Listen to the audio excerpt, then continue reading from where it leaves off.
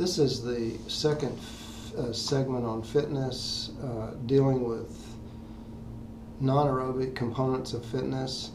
I've included the categories of stretching, possible yoga classes, weightlifting, and balance. Starting with stretching, why is stretching important?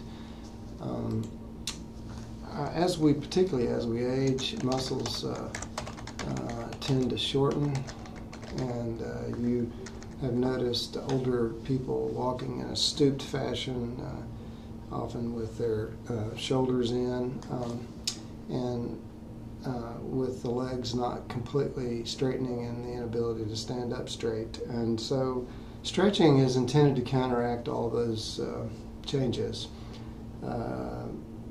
So it tends to lengthen the muscles. It tends to allow the joints a greater range of motion, and it tends to allow one to move about more comfortably. Now, how does one go about stretching? And sort of the prototypical stretch, I would say, is the hamstring stretch, and I like to employ the technique of proprioceptive neuromuscular facilitation, or PNF, which really just means stretching against contraction. And how you do that is, if you're stretching your hamstring and you just simply push down against resistance and try, for example, to get your head to touch your knee,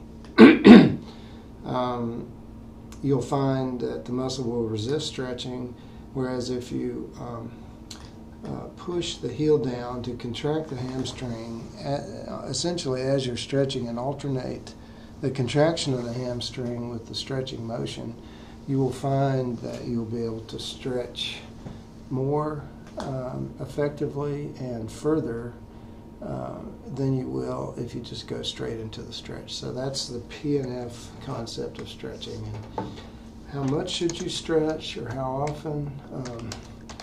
I think a good, reasonable, repeatable schedule for stretching is 2 or 3 times per week,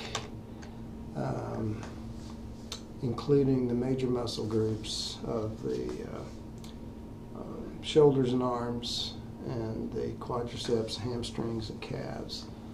You might actually want to alternate some of those major groups so you don't have to feel like you're stretching your entire body every time you go into a stretching session.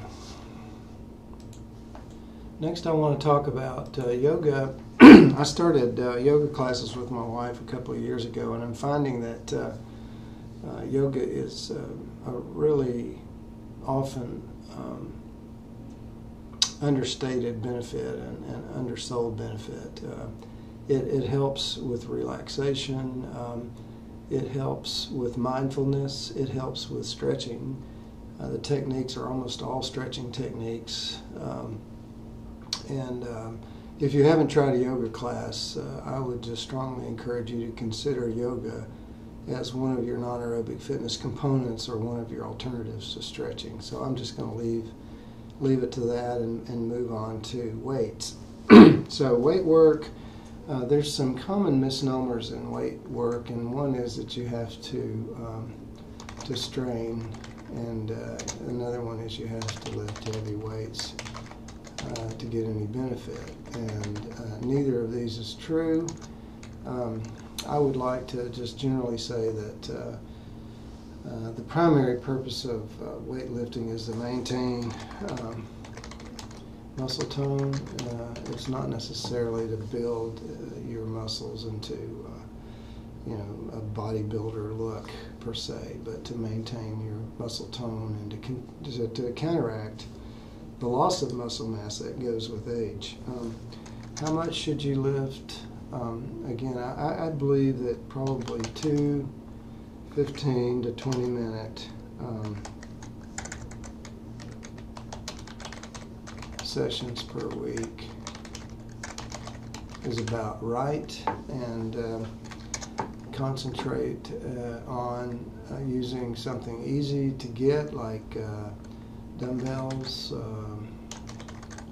and concentrate on the biceps, shoulders,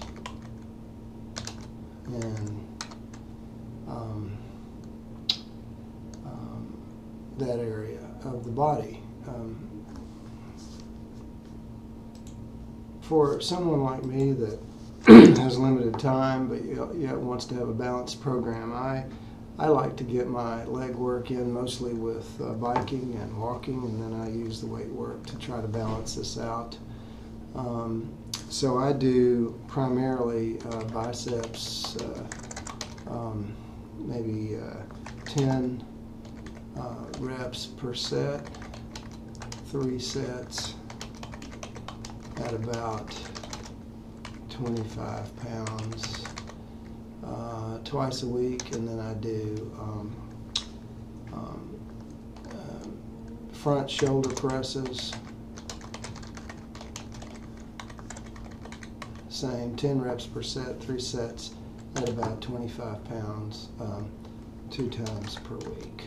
And then then what I do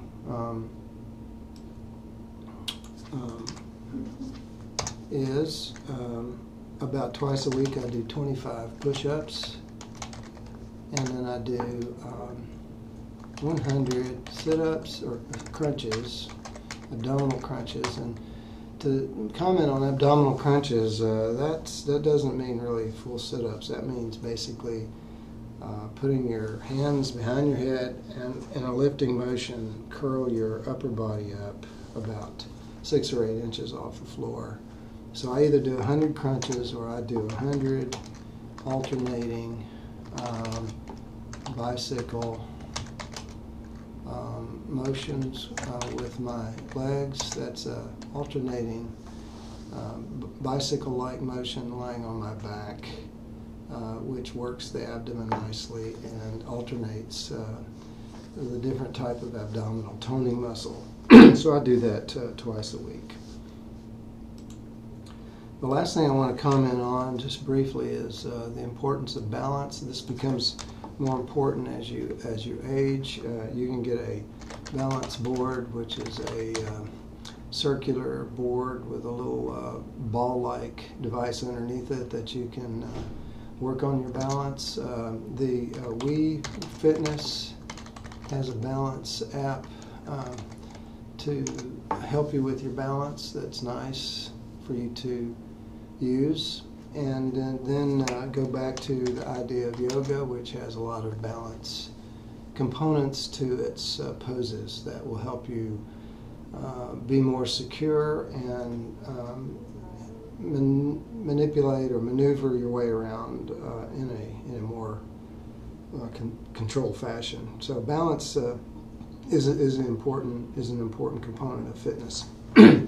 So with that, I'm going to say that if you do a stretching program, some sort of a weight work program, at least twice a week for 15 or 20 minutes, and consider yoga classes and work on balance once or twice a week, I think you'll be pretty happy if you balance that with your aerobic program with the fitness level that you'll be able to achieve.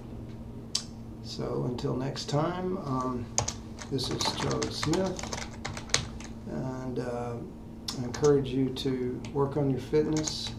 And if you haven't had a chance to do so yet, let me urge you, when you get a chance, to check out my website at edocamerica.com.